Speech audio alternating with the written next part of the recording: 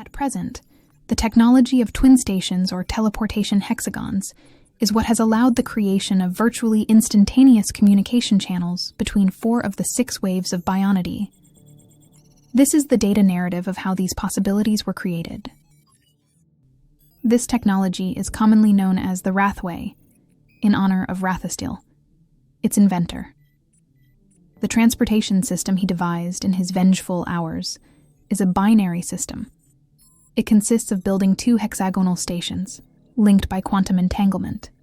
One is placed at end A, the place where you want to leave or arrive, depending on how you look at it, and the other at end B and travel between them. Much more important than its final coordinates is the route, since for this system to work, it is essential that one of the stations crawl through space, at the speed that one prefers or is capable of, while the station maps the surroundings, memorizes the factories of space, while breaking and creating a tunnel through which you can travel anything, virtually instantly. Once created, the stations are permanently intertwined with each other, like the ends of a thread passing through a fabric. If ever one is destroyed, another pair must be created and the same procedure performed, since a new station cannot be linked with one that has lost its twin.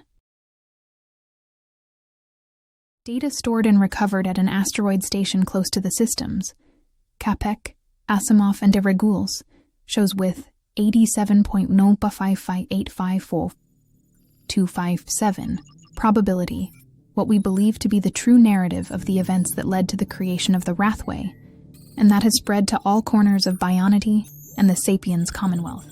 By the time of our narrative, members of the third wave had created 3 Sapiens settlements, 1 per system, with only about 50 to 70 tero-solar life cycles. As in any new systemic settlement, the construction of an orbital heliothermal dam is the priority, 1 per system, in order to take advantage of the stellar energy emanating from its guide star. At the same time, without wasting resources, and also taking into account the reminders of the magical nature of Sapiens, a temple of worship to the patron star of the new system is always built. Getting to this corner of the then Ragnarokia had taken 40 standard cycles, at an average speed of 1/4 Solitvi. And at the time it was inhabited, it had been one of the most complicated and remote systems where a new Sapiens enclave could be established.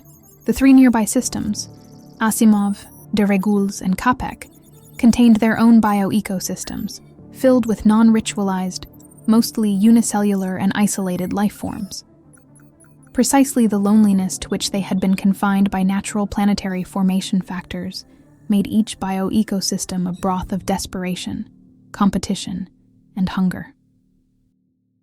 So when the Sapiens arrived, the animoid races pounced on them, ignoring their improvements and technologies, smelling their modified genomes, killing their dogs, mammals, and solar fauna, mocking their medicines and their simplistic competition. The only other competition that animoid organisms had faced was the coarse, unforgiving uniformity of the vacuum. And any opponent who is not that implacable, who tempts his heart for a millisicle, had lost the battle against them. The Sapiens offered little resistance. Although their initial conditions were fully understood, the extreme and motivated ease of causing death that these new races possessed was never foreseen. In the 3 systems, samples were taken for study, which were taken to the intersystemic station El Sherpa, a link base that communicated the stellar triad.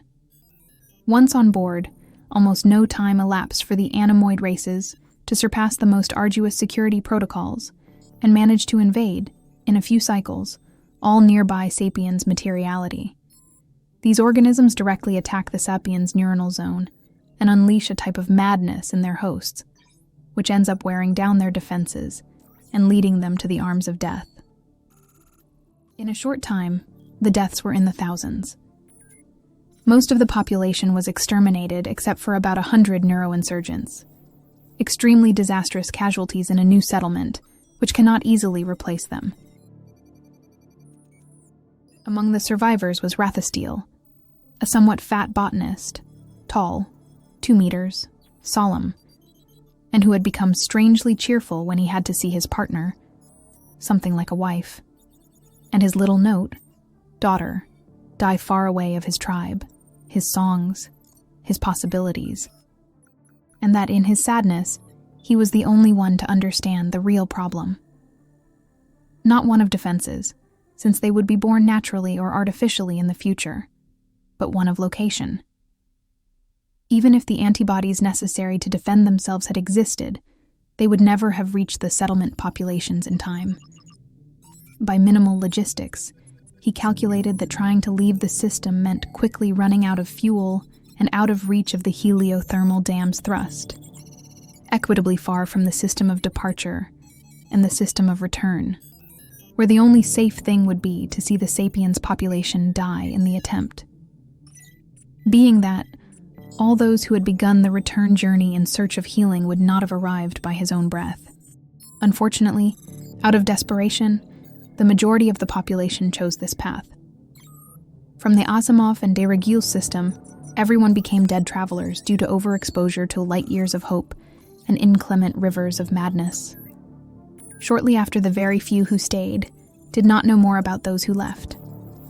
Rathestil, along with 5 other sapiens, decided to move the interstellar station, the Sherpa, as close as they could to the Capex system dam, the one that generated the most energy and which had a colony with 300 sapiens still breathing, since there was no way to move the entire surviving population far and fast.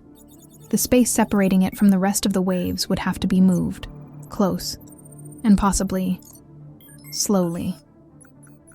There would never again be an unbridgeable distance to escape death in madness.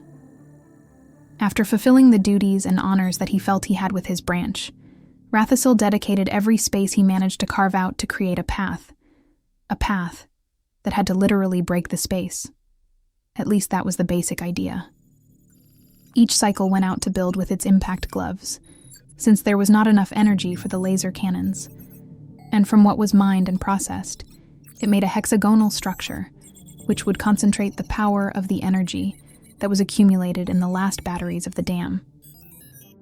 Cycles passed, and at first they passed and went with him. 20 old songs, 2 worn holograms, echo of the scales of his sadness, 3 loading and designing robots with limited AIs, and finally, 5 new funerals. Surely more than a third of Rathestil's life was spent eventually achieving his purpose. When finally, in a mini-cycle, the reactor was activated, the energy was concentrated, and he managed to create a portal between the 2 thin, hexagonal stations that he had built. But the last part was missing, crossing the interference zone. An area that they had avoided on the way to arrival since it was full of pits and gravitational distortions, plus the last rays of a pulsar, and a race of aliens that eat matter that makes passing through a death drive. Once the first tests were completed, with help, he traced the most direct route to the inhabited star system that was at the closest distance. He said goodbye to the remaining sapiens, who, in the style of the third wave, offered him a great farewell party. The Sherpa, the ship, was filled with blurry holograms with which he laughed little and drank a lot. He began the path, and within his composition only him, his holograms, and the will to never again see other small notes die of madness existed. On the day of his arrival, the incredulous minds of bionity, who saw him appear along a route that was considered impassable, failed to understand the motivations behind such an incredible feat, nor the genius behind such powerful technology. Break the space. Now, there are over 400 geno branches named in his honor. His plump, round face carved en masse on cargo and racing ships alike, and thousands of notes singing the details of his glory. But this, and the inclemencies of the journey, are data narrative for another cycle.